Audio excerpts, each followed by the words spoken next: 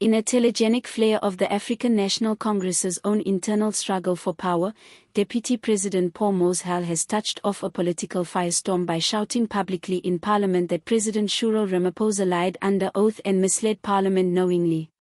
The charge, made with thunderous certainty in an emergency session of Parliament, shook the governing party and left an already politically exhausted country reeling. What had been brewing for so long as murmurs of dissatisfaction within the top ranks of the ANC has blown up into an open showdown, revealing the party's deep divisions and declaring that the leadership struggle is no longer abstract. It's on. The parliamentary hall, usually the venue for heated exchanges, was plunged into stunned silence when Mashatile mounted the podium. With unyielding tone and visible exasperation, he charged the president with hiding the truth about executive decisions with profound consequences. Among the most severe allegations were the secret firing of important government officials, unreported spending on advisory boards, and the reported suppression of sensitive information during oversight investigations. The President of the Republic stood here and perjured himself under oath to this House and the people of South Africa, Mashatile asserted. This is not a political scandal. This is a constitutional crisis and we must treat it as such. Marshal's address continued, pointing out Ramaphosa's previous testimony to Parliament, one that the Deputy President accused of being sanitized, deceptive, and aimed at protecting the President from investigation. He named a disturbing roll call of instances: opposition parliamentarians knocked off essential cooperative governance committees without the right to appeal, foreign donor meetings held behind closed doors and off the record, and the increasing power of unelected, untested private advisers in the president's inner circle. Most incriminating was Marshal's assertion that essential national security discussions had been deliberately kept from senior ministers, a term Ramaphosa had previously denied ordering. As per leaked internal ANC documents that Mashatile cited, most of these decisions, heretofore characterized as those of low-level bureaucrats or technical advisors, were actually orchestrated centrally from the very heart of the presidency itself. This is not miscommunication, Mashatile claimed. It's not a typographical error. It's a falsehood, and it was spoken to Parliament. That makes it a brazen disregard for the President's constitutional obligation to act truthfully and openly.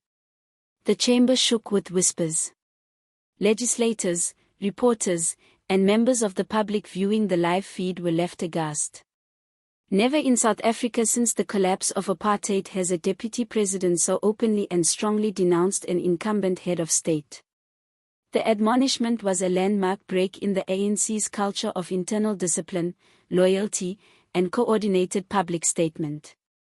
Political observers now think Marshal's acidic statement was not made alone. Rather, it represents a deliberate plan by an increasingly vocal group of ANC bigwigs who feel that Ramaphosa's leadership is undermining the party's integrity as well as its vote-winning credibility. This isn't an off-the-cuff remark, one anonymous senior party strategist described.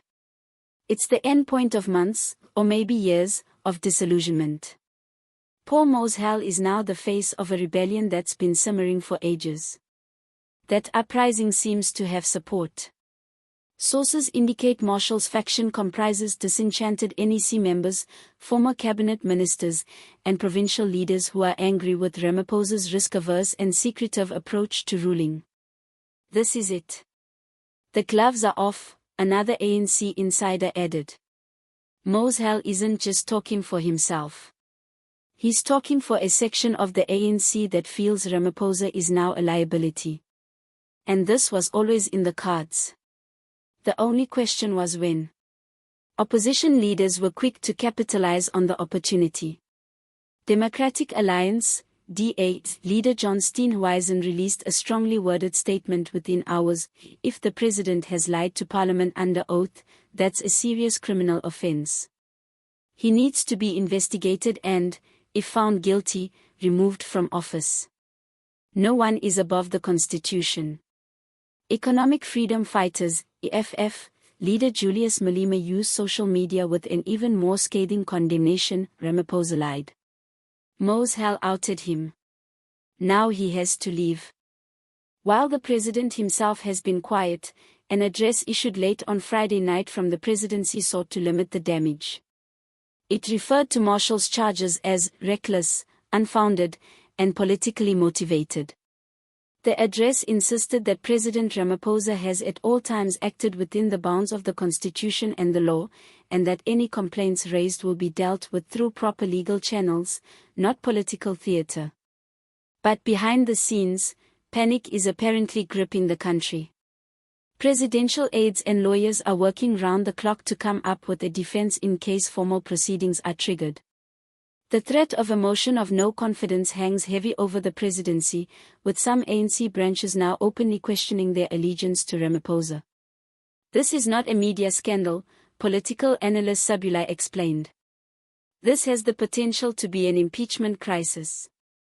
Parliament will be called to hold a special Ethics and Oversight Committee hearing in the coming week to probe the allegations. If it determines there is enough evidence that Ramaphosa intended to deceive the legislature, the result would be explicit charges of perjury and the launching of impeachment proceedings. Constitutional experts maintain that the president's oath to Parliament and the public is not ceremonial, it's binding. Lying under oath is not merely unethical, said constitutional law attorney advocate Dembian Lovu. It's criminal. If true, it bends the rule of law. In the broader public, responses have been fierce. Social media sites lit up with hashtags such as #Marshall vs Ramaphosa, #impeach, and #ANC in chaos. Opinion polls held in the immediate wake of the parliamentary sitting indicate a precipitous decline in public confidence in Ramaphosa, whose fortunes had already been fading amid scandals, sluggish economic growth, and ongoing power outages. Civil society groups, tired long enough of the ANC's internal conflicts, have now started holding forums and protests calling for transparency. We are sick of leaders who deceive, cover up, and then resort to political spin, declared the head of a leading anti-corruption NGO. South Africa is worthy of truth, accountability, and leadership, not drama. Inside the ANC itself, the crisis could soon compel a midwife reckoning. Some sources feel that the National Executive Committee may be forced to summon an extraordinary conference if the party cannot unite around a single leadership. Others caution that further polarization may leave the ANC irretrievably weakened, particularly with local government elections looming in 2026 and coalition politics already reshaping national dynamics. For President Ramaphosa, the weeks ahead are decisive. What he does next in the face of Marshall's accusations may decide not only the future of his presidency but also the legacy of his government. An aggressive, open counter-narrative might shore up his leadership if he possesses evidence to support it. But further silence, deflection, or avoidance will likely hasten his political downfall. In the larger scheme, this is more than a leadership rivalry, it is a manifestation of the existential crisis within South Africa's most historic political party. With growing inequality, worsening public services, and disillusionment spreading even among ANC diehards, the nation's tolerance for elite bickering is wearing thin.